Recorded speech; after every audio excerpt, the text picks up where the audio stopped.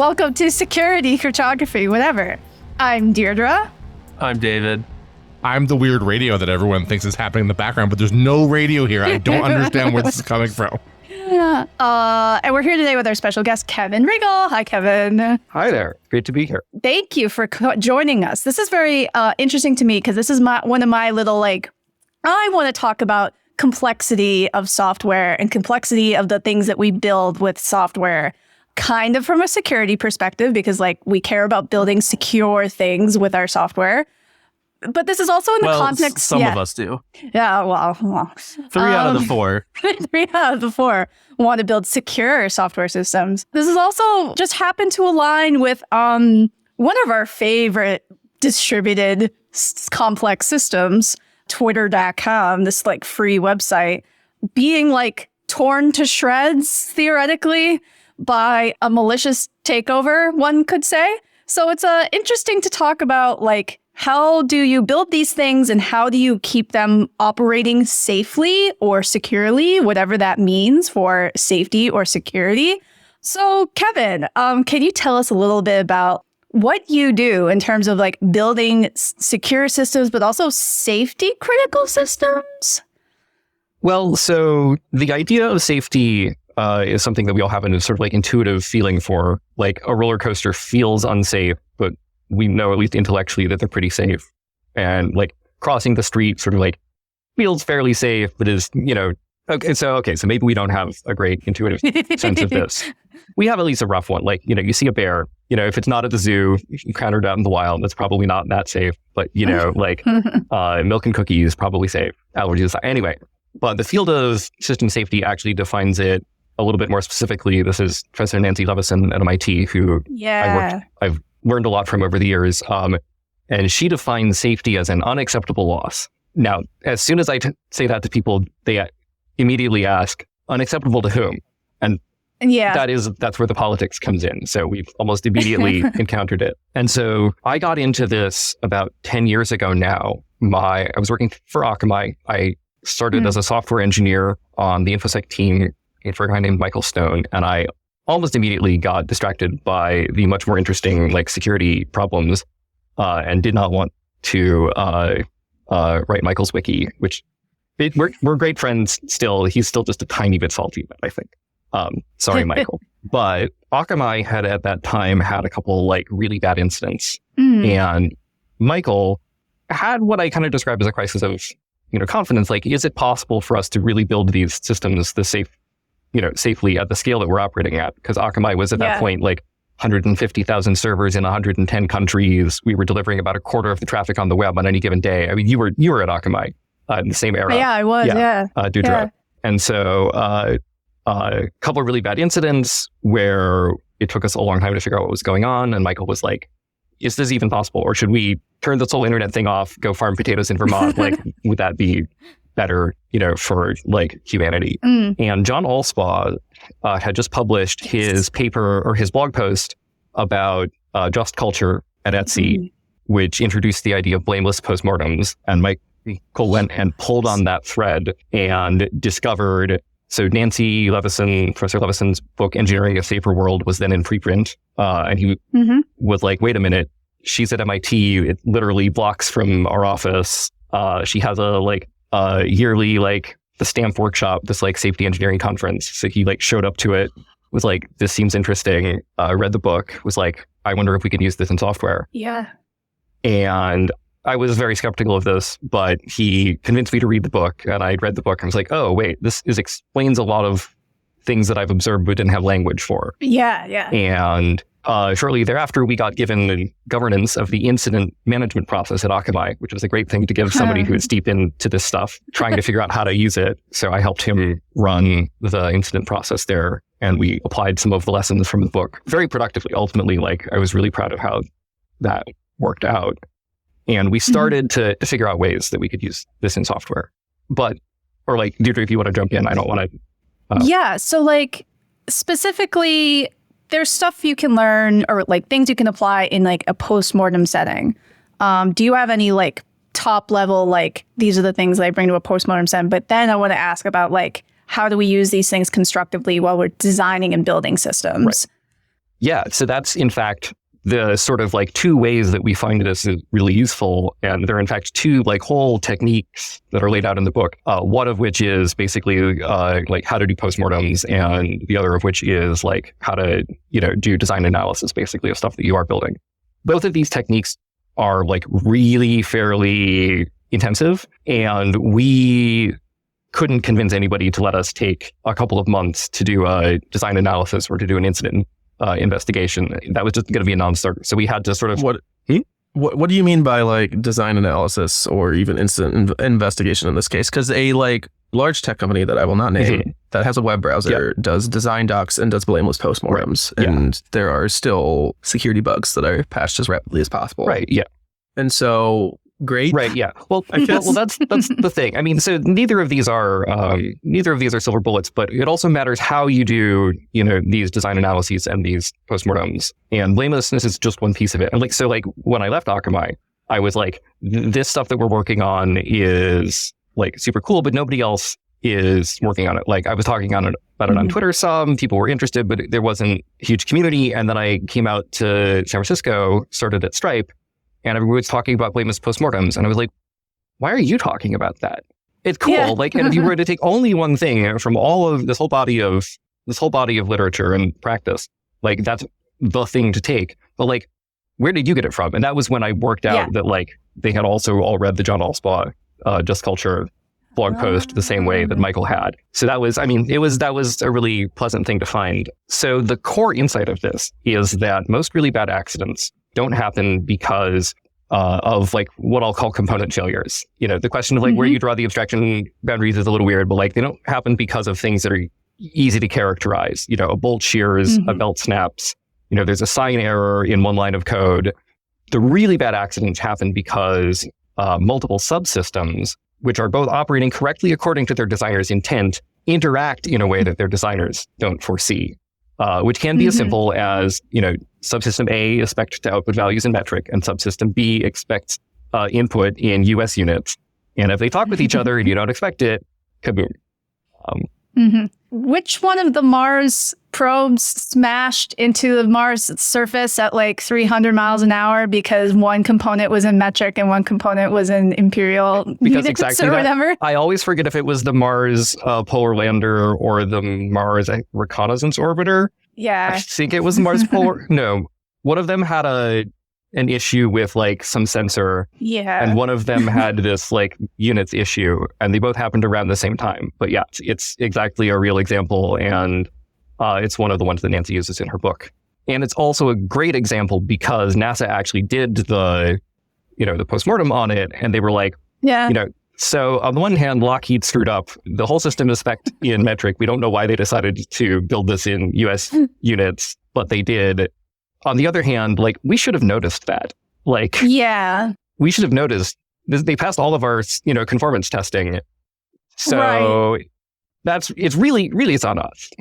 How close is like NASA to, I don't know, let's say like the theoretical like principles of the book you were talking about earlier? Like if any organization was doing it correctly in terms of safety, like you would expect NASA to do it, and yet they still missed this. So are they doing that? Like am I wrong that they would be perhaps like more risk averse and more safety oriented than others, or are they just doing that in a different way or something else? It varies. Deirdre just pulled out first the Challenger launch decision book and then Normal Accidents, which has the Challenger picture on the cover. And Nancy Levison was actually part of the Columbia Accident Investigation Board. So she applied some of, her techniques there. It varies. I think NASA does a pretty good job, and some of it is just like the political whims of the day, depending on who's in charge of NASA at that point in time, like how good a job they do. Commercial aviation is the other place that does a really good job of this. Commercial aviation, the International Aviation System is probably the safest large-scale system that humanity has ever built. And makes sense, right? Because you're doing this very like unhuman thing of just like getting this tin can and you're going to go in the air, 30,000 feet in the air, and we swear we're going to get you there safely, you and your children, and we won't fall out of the sky and land on your house. Yeah, it's enormous. Yeah, and it has to work correctly. You've got these enormous, mechanical systems, airplanes, and then you've got the infrastructure on the ground supporting them. And then you've got the social like infrastructure of the airlines, and then you've got the like bureaucratic infrastructure of all of the national regulators like the FAA and the NTSB, and then you've got like ICAO and IATA at the international level. And there is an airport in every country in the world, and they all need to interoperate, and it's just like it makes the internet look kind of small, actually. Yeah. We'll get to like why the internet is differently challenging in a minute, but like, yeah, you look at the scale of that. The other glass case example program is the US Navy's SubSafe program. And that is in many ways a much simpler system. You do still have things operating at more of those scales, but it's really just the US. And the whole, like the SubSafe program's whole thing is we just need subs to be able to get back to the surface. Like what? And so that's where they asked this question basically like, what invariants need to be true about this system in order for it to be safe? And they're like, the sub always needs to be able to get back to the surface. And so then they, the engineering in order to accomplish that is still, a lot of work, but they've got like really one core problem to solve, and that's how they solve it. Whereas aviation has like a bunch of core problems to solve. And Nancy's lab actually did the spec for TCAS-2, which is the Traffic Collision Avoidance System Mark II. Which is the system that causes planes to not run into each other in midair. She says she's never doing it again. The experience of doing it was just too much. But they came up with, the story she tells is basically that like, okay, so we don't want planes to run into each other in midair. Well, what if we only let one plane take off at a time? That'll solve the problem, right? Like, let's go get lunch. We're done. Wait, oh no, we need multiple planes to take off at a time? Okay, well, maybe we only let one plane take off per country, right? We're done, right? No, oh, wait. And so what they eventually worked it down to is that the planes need to be separated by either a quarter mile of lateral distance or 1,000 feet of vertical elevation. And so they just put radios on all the planes, which scream their lateral position and their altitude at each other. And then there are alarms in the cockpit, which go fire in increasing levels of severity as those envelopes get. Because they're like, as long as, given the speeds that we're traveling at, and the physics of the system that we're working with, as long as that invariant is maintained, then this will be safe, at least on this dimension. That's beautiful because it's a very simple invariant for a very quote unquote complex systems with all these independent actors that may change their behavior over time and with whatever they're doing. But like the one thing is you have to be at least this far away from each other. According to the ground, you have to be at least at this far away from each other in the air vertically, and then you're done. Yeah, exactly. Yeah. In order to never use after pre, I will simply only malloc and never free. Right. Well, yes. The invariant that like memory, I forget exactly how you'd phrase it, but like this invariant basically that, or the invariants that our memory safe languages enforce around the use and freeing of memory are these kinds of things. So I have a question for you guys. The book we're talking about, are we talking about just culture right now? Engineering a Safer World. Okay. My question is like, I feel like the sub-safety program is interesting because you don't generally think about like the unified, single, simplified goal of safety. That's a cool thing, right? And like TCAS is kind of interesting too, but like if you were to come up with like the textbook comparison between software engineering and other disciplines, everybody would say aviation versus software and make that comparison, right? Okay. So like on its face, we know like that aviation does and aerospace does things differently from software engineering, right? But like, what's the thing that software engineering can effectively learn from aerospace? Like, what's the doable thing? Well, one of the doable things we found in Akamai that what was important was not so much picking up the particular techniques, this like STPA is the name of the design review technique that Nancy has, and CAST is the name of the accident investigation technique, but they're both designed around aviation where, the Dreamliner spent a decade in development, the Boeing 787. So it was fine if they took like 6 months or a year to like do a safety analysis of that design. Like, I mean, it didn't really seem to be fine because that plane didn't work for like several years after it was released. But there weren't any deaths. Like, is it even in service now? Like, are there Dreamliners in service now that are like not crashing? There weren't any deaths. The 737 MAX debacle is actually the one where they fucked this up, and I'm still mad at them about this. And they're the Dreamliner was like Boeing's last good. Yeah, that seems to be Boeing company's great last plane, and like everything after that has been like, oh no, what did they do to Boeing? Yeah. Well, my understanding is that McDonnell bought them. Yeah, or they bought McDonnell. And the McDonnell execs wound up running the show, which is the way it works at these big companies. Consumed. Yes. And there's a great book about this, and I'll link it in the show notes. Okay. Yes. Oh, interesting. Okay. Yes. There's also, I think that there's a documentary on Netflix about this 737 MAX that I haven't watched yet, but I need to watch. Oh. Yeah. Fun fact, the CEO of Boeing at the time of the debacle went to the same high school as I did.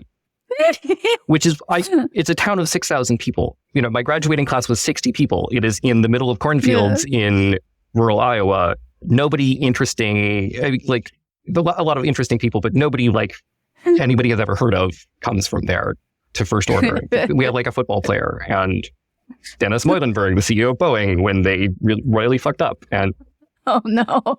Me, and that's it. Like, yeah. So yeah, it's, as soon as I heard that, I was like, oh, they're And the new CEO who replaced Muilenburg is still like blaming the pilots for this. I'm like, dude, you shipped them a plane and you trained them on it. And if that plane and that training were insufficient, that's on you.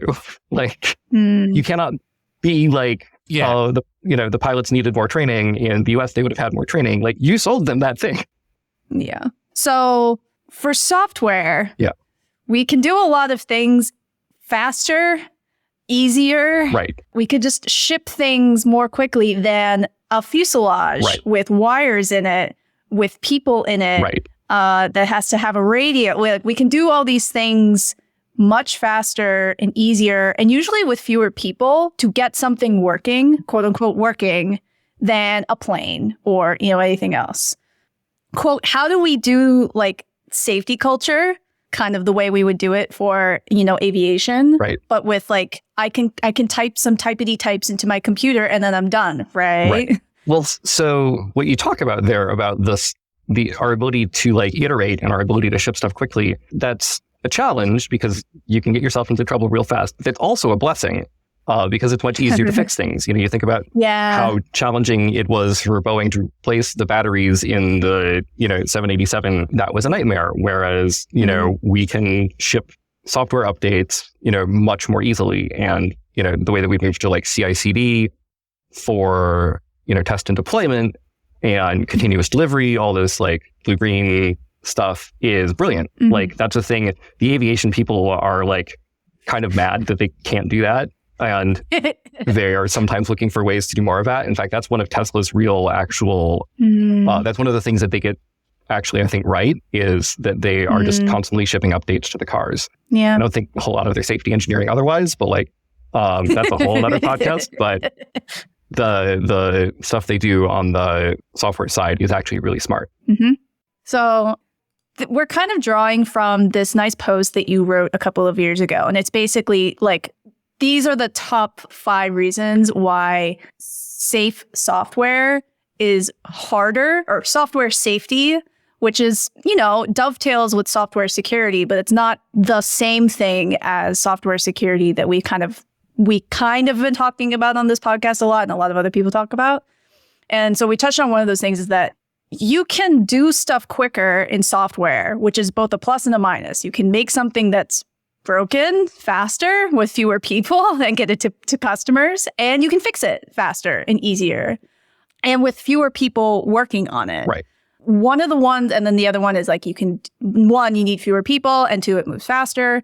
But the one that kind of leads me to wanting to talk to you today is the software is more complex part, which is like, you mentioned this earlier, which is basically these big failures, kind of like the Mars robot crashing into the planet because one subsystem did not interact well with another subsystem, even though those independent subsystems, those individual components passed all their specs, passed all their compliance, like all their quote unit tests worked.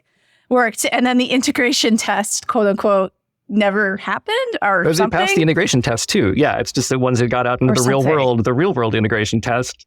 Yeah. The thing that might be harder to run before you deploy the thing. Right. And this is sort of the interaction failure. This is sort of the, there was another post.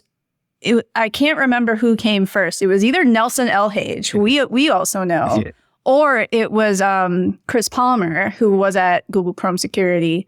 One of them, I think they both wrote this post. This is basically like security is found in where the abstraction boundaries overlap, where the assumptions because abstraction boundaries are fundamentally human constructions, where you just sort of wrap a bunch of complexity about what the thing is doing under sort of like, don't you worry about that. You just worry about this part.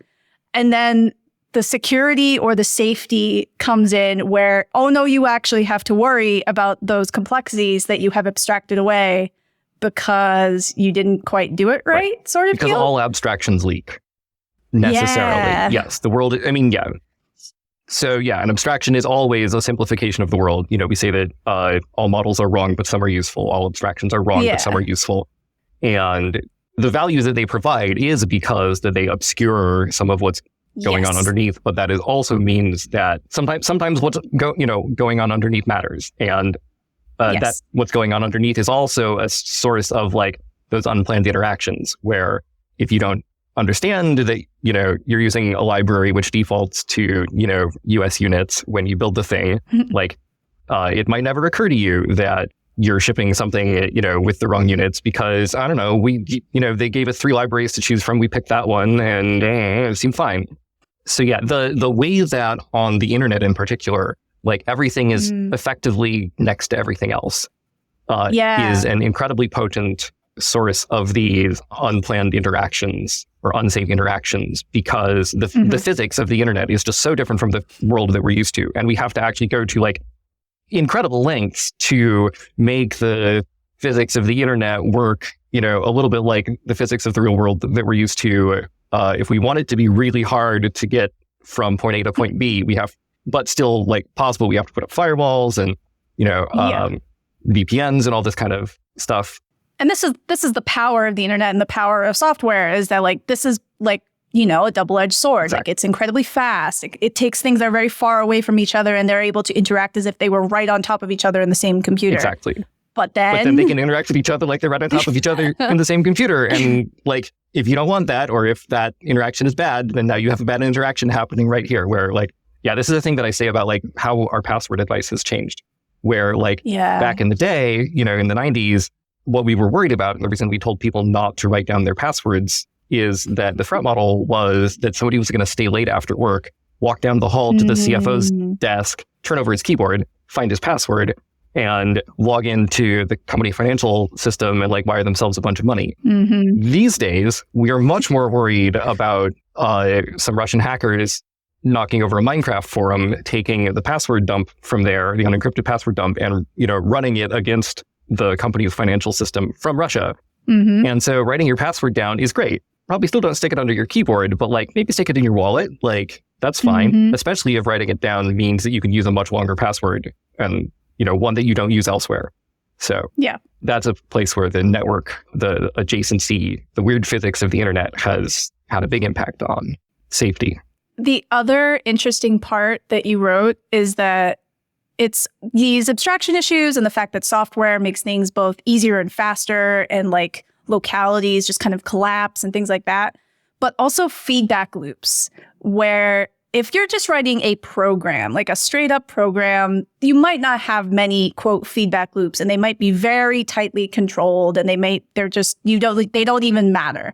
But when you have a more complex software systems such as a browser or a server of certain complexity or a distributed system, since like a most massive microservice based push publishing relaying sort of publishing platform, feedback loops become so important, and whether your thing actually crawls to a halt or works at all. And that's definitely one of those things that's like you kind of level up between, quote, software engineering and systems design. Yes, exactly. Those places where, well, on the security side, where an adversary can do a little bit of work and get, big amplification because there's some sort of positive feedback loop that defenders don't want, is a big deal. You think about going viral as, again, both a positive and negative example we can think of.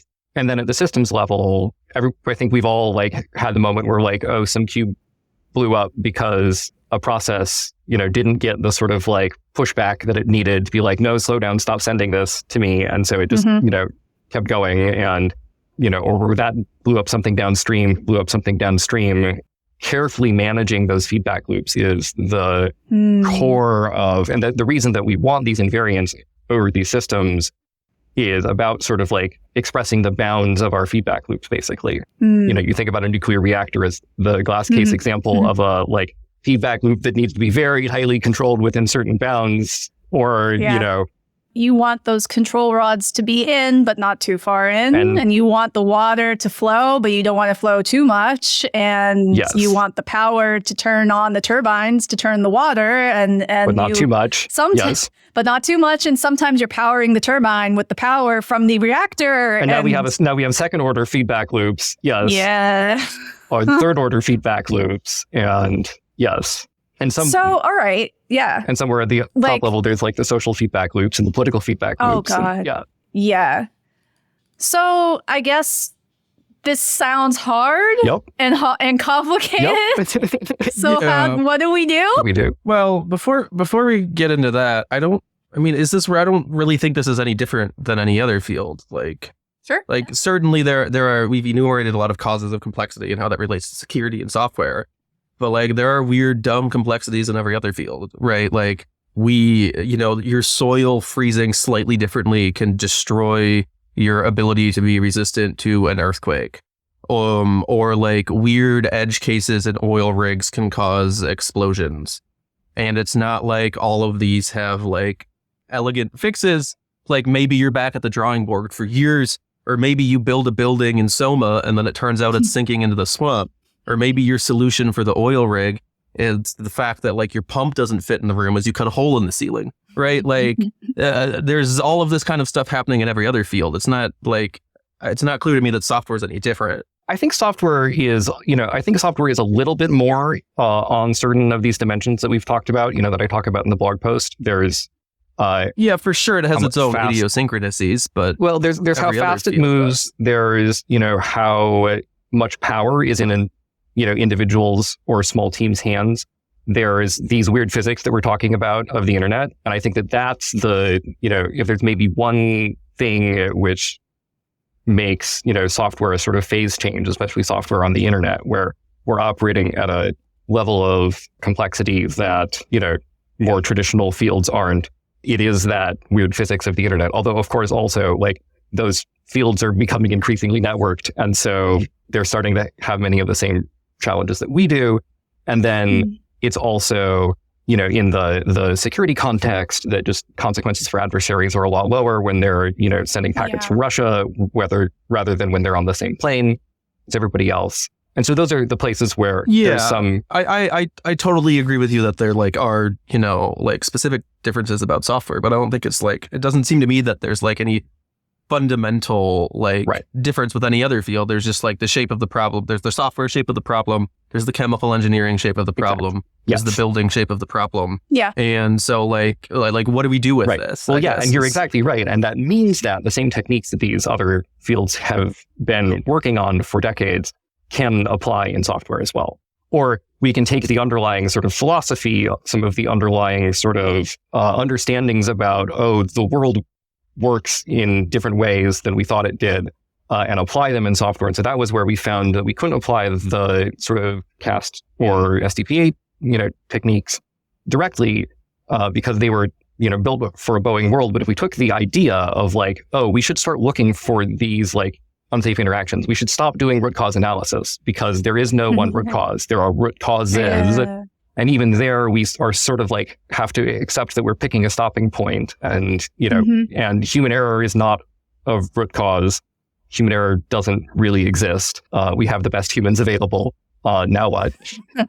We have to build our systems with the foibles and failings that we know we have and that are actually fairly well characterized at this point. And so yeah, we have to price in that humans gonna human and then try to design resilient systems. Not just resilient, around but them. systems that are safe, absolutely provably safe in the presence of those.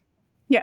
Not just that they'll continue to operate, but like what does operate mean in a safety or security sort of context? Right. And in fact, we find, so there's a great study out of the UK actually, and it has the awful title of like something like From Safety 1 to Safety 2. Hollnagel is the name, Hollnagel.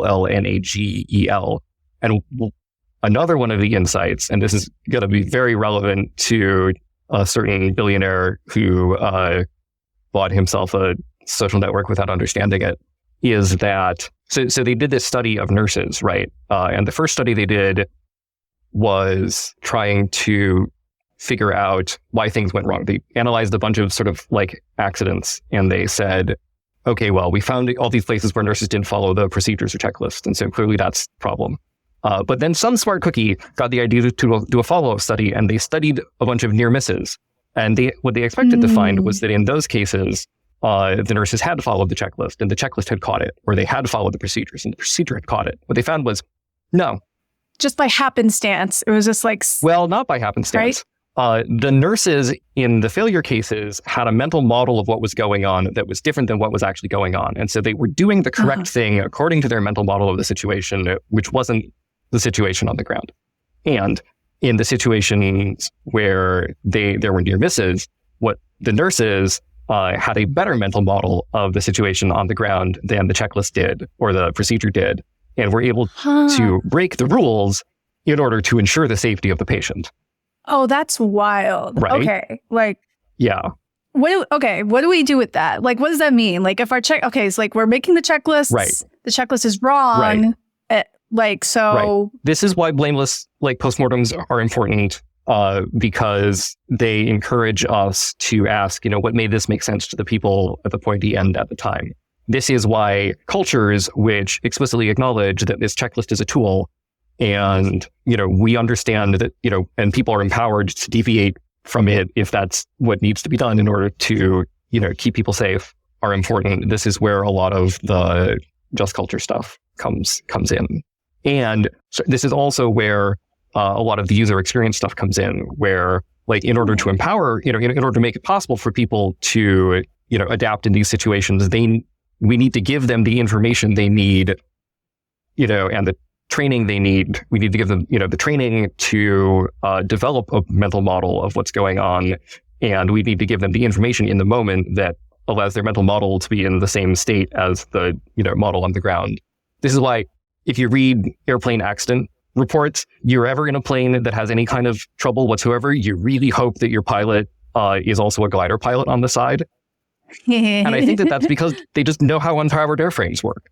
Like they have that experience of unpowered airframes, and they have that mental model. And then you can just try as much as possible to just coast and glide until you either troubleshoot the problem or find a water landing. Exactly. Yeah. This kind of dovetails with like, blameless postmortems are able to use things like checklists and sort of like the models that you have as tools.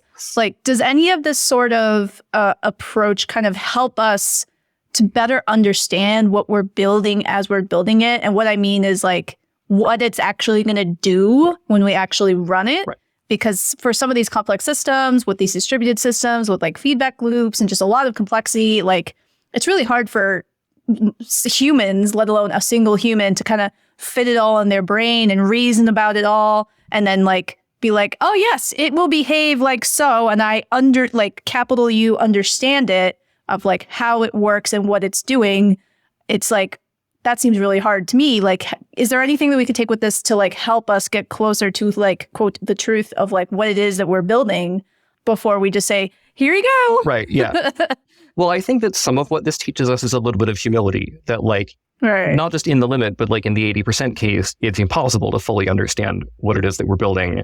And so we have to take a more like almost scientific approach to it than like we have to, and one of the things that we do really well in software that we were talking about earlier, iteration, this idea of minimum viable products, this idea of agile, actually all comes out of like many of the same places and is great for that because we just like make a little thing and put it out in the world and we see how it responds to the world. We see how the world responds to it. And then we're able to make decisions based off actual feedback rather than our sort of like expected or hoped for feedback.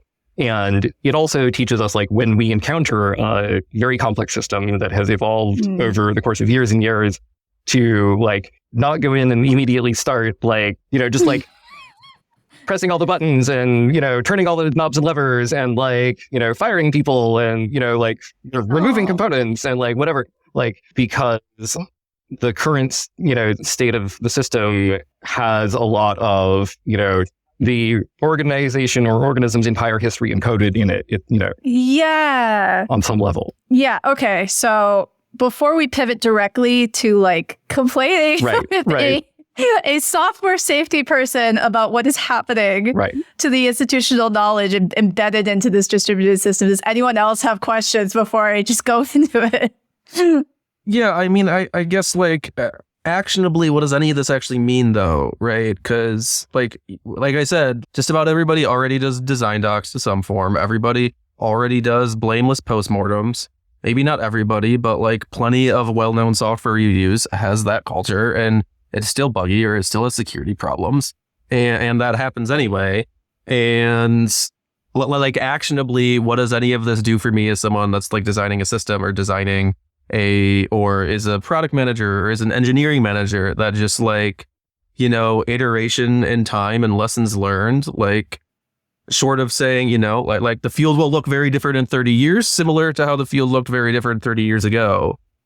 That's a very good question. What do I do? And that's one of the things that I'm sort of working to try to change, like both the work in my sort of like consulting group, as well as just like something that I've been on about in my personal life, as Deirdre can attest, having followed me on Twitter, where I talk about this constantly, is just like trying to like bring this to people. But so we can do better design docs, I think is the big idea. And I mean better in a very specific way of trying to identify these feedback loops ahead of time and then understand sort of what invariants need to be true about the whole system in order for it to be safe.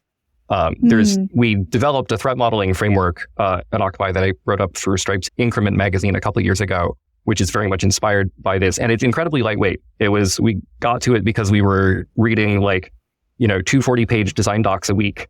And we had an hour per that we needed to sit down and like come up with something actionable that we could take to, the architecture board where the graybeards at the company reviewed the things that we were building and trying to launch and, tried to anticipate all the potential problems. Like the security team needed to have something useful to say there. And we couldn't go through the whole like Nancy Levison like design review process because that takes 6 months. So we had a very lightweight thing where we just sat down and I, drew the system diagram, identified, sort of what, the systems involved were, the principles, what potential bad things could happen either by somebody malicious doing a thing or, Murphy of Murphy's Law, who's also an adversary. And then what invariants needed to be true or what invariants we could encourage the company to try to put into place to make the system safe. And we found that very powerful. And I've been doing that now with a bunch of different clients and finding that very powerful. And then on the sort of like incident review side, blamelessness is the start, but then sitting down and trying to identify, okay, what things intersected here that we didn't understand? What can we learn about the feedback loops of the system? How can we improve our mental model of the system? And how can we change the system, as a result? The learning from incidents, people are all over this now. That's the sort of community that John Allspaw founded. This reminds me of how in voting, I'm not going to talk about electronic voting, how it used to be that we would only do a recount or some sort of audit if something happened, if something bad happened. And now a lot of the people who run elections are doing risk limiting audits just as a matter of course. You look at a specifically statistically relevant number of ballots. You don't look at all the ballots to make sure that they seem to be in accord with what you expect the distribution to be, whatever that looks like. Right. Interesting. Ron Rivest has been doing a lot of stuff with ballots and audits in his later career, which was just kind of cool to see. Famous RSA cryptographer. That's kind of an odd example to me, though, right? Because like Kevin's kind of making this argument for like a generic way of kind of thinking about this stuff. But a risk limiting audit is an example of taking domain knowledge and iteration and solving a specific problem in a specific field. Like risk limiting audits don't exist in statistics outside of elections. There are a specific type of statistics for elections, right? Sure. And so I guess what I'm kind of not seeing is the value in tackling like some of these things in this generic way rather than like iteration and domain expertise. Oh, I do want iteration and domain expertise. What I was trying to pull back with the risk and limiting audits is now we do them just because, not because something bad happened. I wonder if we can do a post-incident analysis and blameless post-mortem as a matter of course, not necessarily when something bad happened. Absolutely. And I wonder if we can like make it leaner, make it like a repeatable thing. What would that look like? How do you do a blameless post-mortem if nothing has happened? It almost seems like, you do a pre-mortem, if you will. Yeah. I've been part of some of We've those. done some of these internally. They're great. And Yeah. It reminds me of if you're doing agile and you're doing sprints, you do your planning and then you do your after your sprint, what went well, what didn't go well, blah, blah, blah, blah. But instead of doing that sort of thing, you do like a quote blameless post-mortem of something. And you try to do this actively, repeatedly, as opposed to like something bad happened. Now we shall learn more about our feedback loops, and we shall learn more about invariants that we didn't think about that are required to make the system behave correctly or safely. I think doing incident reviews of successful launches is a great idea. Like, there's absolutely no reason that, a blameless postmortem of a successful launch couldn't teach us some things if we approached it with the same sort of eyes. And to your point, David, I think, a risk limiting audit is an example of the tool, but the reason that we do them is, I think, very motivated by these systemic concerns. It's like, what invariant must be true in order for the voting system to be safe? And one of the answers is we should just be auditing it all the time. Yeah. Cool. I'm taking notes and like, you're literally basically like, we need better design docs. Now I'm thinking about all the design docs that like I've been part of for the past like couple of years and like, we didn't have this. We didn't have that. We had some quote feedback loops, but we did not.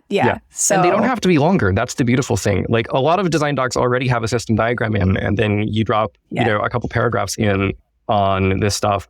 Whether from a security perspective or a resiliency perspective, or just like making sure that this thing does the thing that we want it to do, like a meeting our goals perspective. Yeah, it's incredibly powerful, and it's been a lot of fun to bring to people and have people like, oh, I get it, and then start to play with it. This is cool. Do you think Elon Musk's likes post-mortem analysis? Oh my God, post-mortem analysis of the Twitter acquisition. Yeah. I don't know where to start on that one. And we're trying we're trying to be blameless about it. So we can't go blaming Elon Musk for this. But yeah, what systemic factors resulted in this? Elon Musk. Capitalism. Yes, exactly. Some of the Twitter friends and I who are like deep into this have an ongoing bit about how like original sin is the ultimate root cause of everything. Like all of our root cause analysis should just say that and be done, or maybe the Big Bang, the entropy. Yes, exactly. I think in some ways, large companies with product market fit are basically impossible to kill. That's my hope. Like you see, I don't know, Steve Yagi, I don't remember his name. Yagi, right? He has a podcast. I remember he has an episode that's about like how a bad executive can take your company. And that's totally true at smaller companies. But then one of the examples that he gives is how a bad executive basically tanked whatever Xbox came after the Xbox 360, which is true. The Xbox One. That one was a disaster relatively in the market. But if you look at like what's happening now, he got booted out eventually.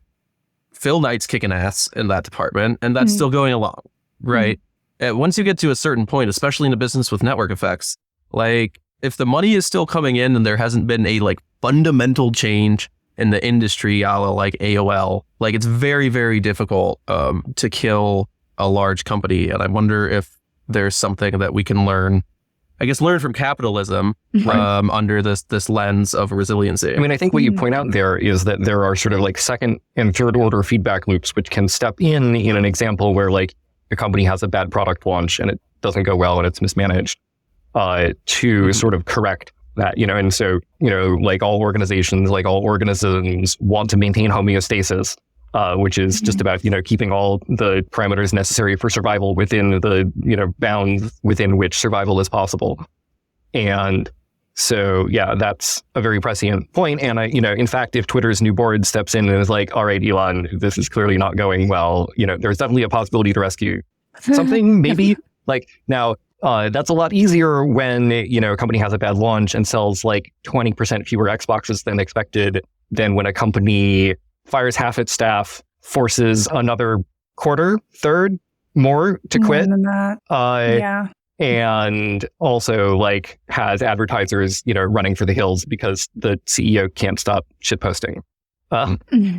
So like, that's the kind of thing where I think, the people who are predicting Twitter's imminent demise are pretty unlikely to be, But like, the system, complex systems can truck along for, far longer than anyone would ever expect them to be able to under pure inertia and, the existing things, and then fall apart almost immediately, almost overnight. Like, and so that's sort of, I'm like, this is going to go on for, weeks and weeks, maybe, more, and then they're going to have a 2-month outage.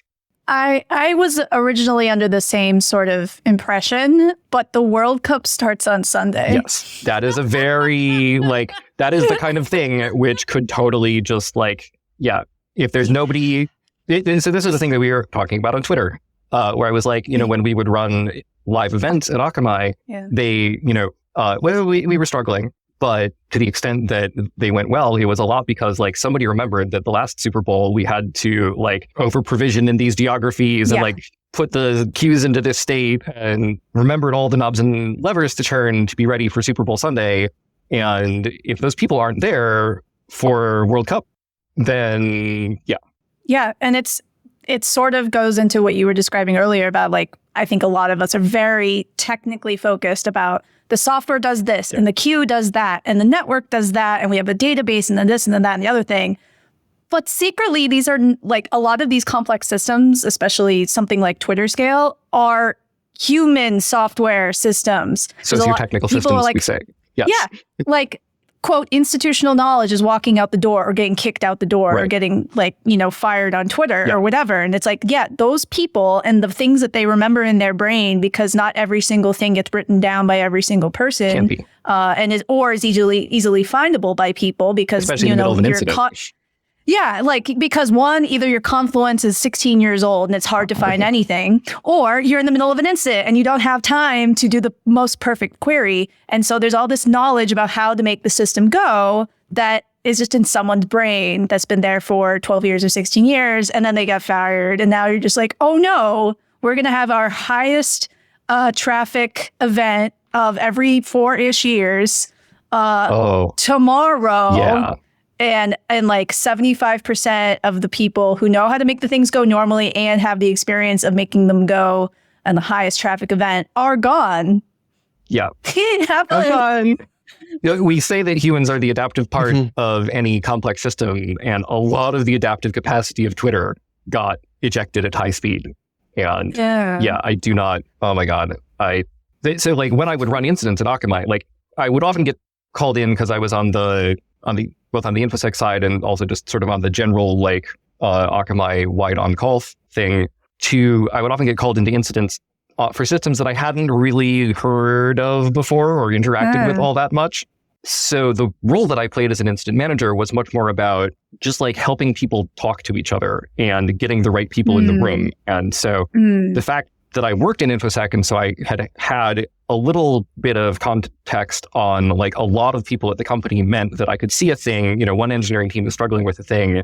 I'm like, oh, wait a minute, you want to talk to so-and-so. And so basically being a human Switchboard or a human Rolodex and using Akamai's really nice company directory to be okay, we need to get somebody from so-and-so team in, knock, please, please start calling down the name server tree. You're almost like an Akamai Clippy, sort of it looks like you're trying to triage this distributed systems incident. Do you want to talk to so-and-so? Yeah.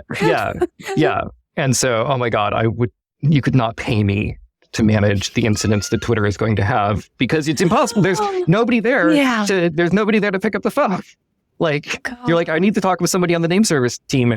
They're gone. Just tumbleweeds. Tumbleweeds. Yes. Tumbleweeds in a howling wind. Like, yeah. Oh my God. Yeah. Not only will the incident manager not know the system's involved, none of the other people on the incident will know either because they got given this thing last week on top of the other 50 things that they got given, and they haven't even had time, Plus also, they haven't been locking out all the people that they've fired correctly. So they still have access to lots of stuff. Yay. So well, you've got that. On the other hand, that does mean that if you need somebody in an incident, the story, this might be the story like that story about the Apple engineer who launched the graphing calculator. He got fired and he just kept showing up to work and nobody noticed. And they included it and so if there is a Twitter success story, whether it's Elon Musk's Twitter or the board steps in and is like, dude, you're doing the Denethor thing. You are sitting on $40 billion and you are like, bring me wood, bring me oil. Bring wood and oil. Yeah. Go out like the pagan kings of old. And if his board steps in and on the flip side, Gondor did survive. Gondor did survive. Yes. However, Denethor did not. No. I think a maybe more prescient anecdote.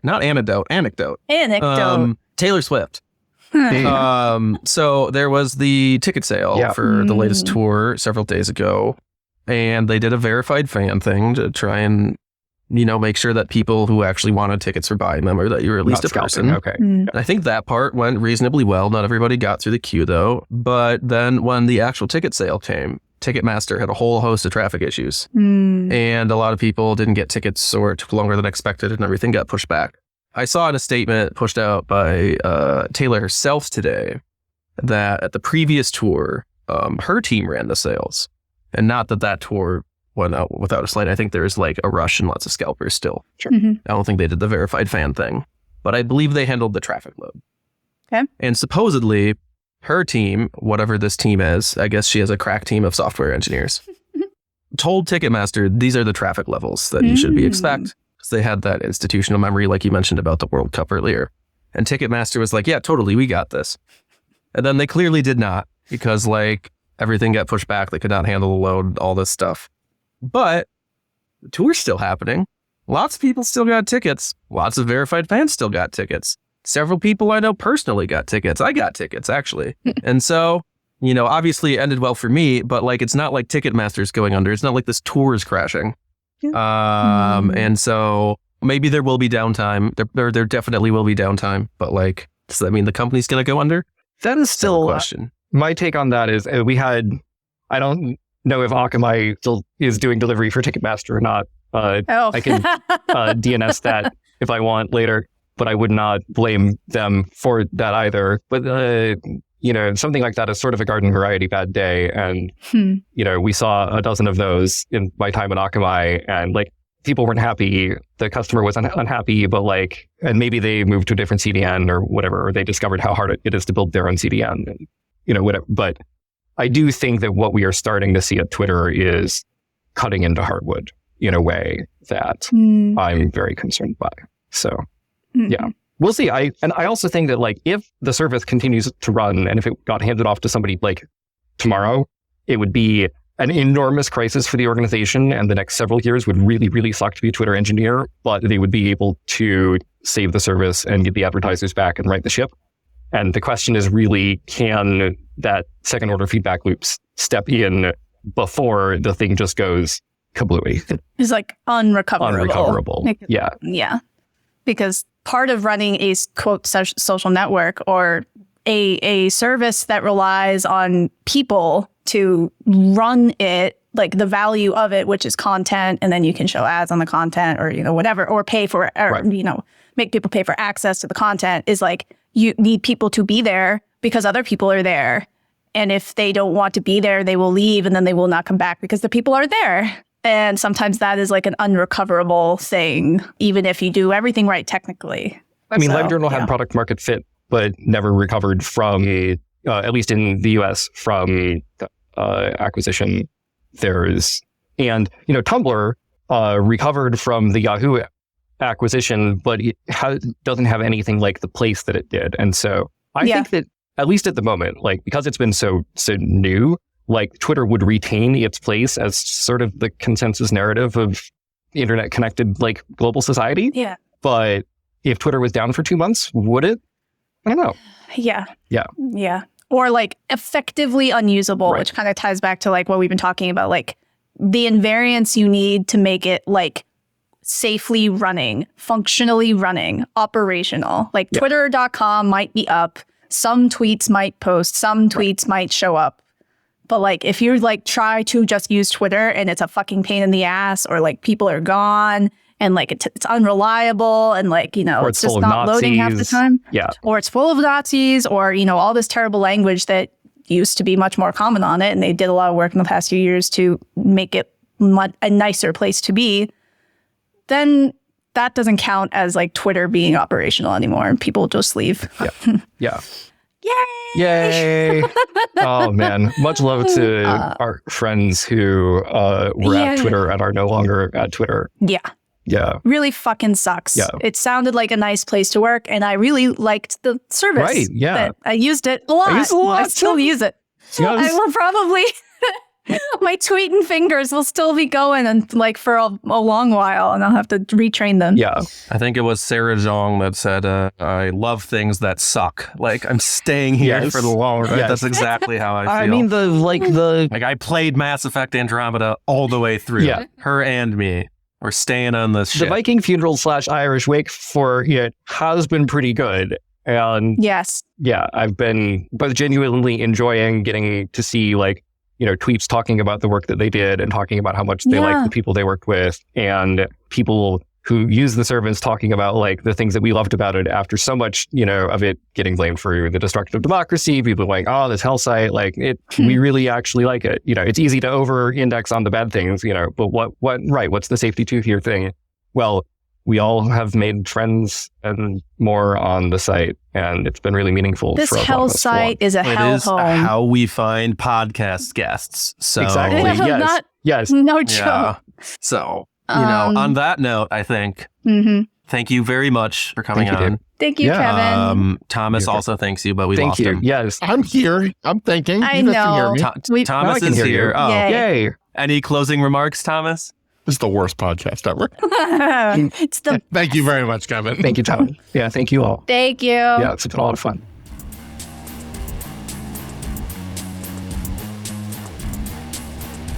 Security, Cryptography, Whatever is a side project from Deirdre Connolly, Thomas Ptacek, and David Adrian. Our editor is Nettie Smith. You can find the podcast on Twitter at SCWPod, and the hosts on Twitter at Durham Crustulum, at TQBF, and at David C. Adrian. You can buy merchandise at merch.securitycryptographywhatever.com. Thank you for listening.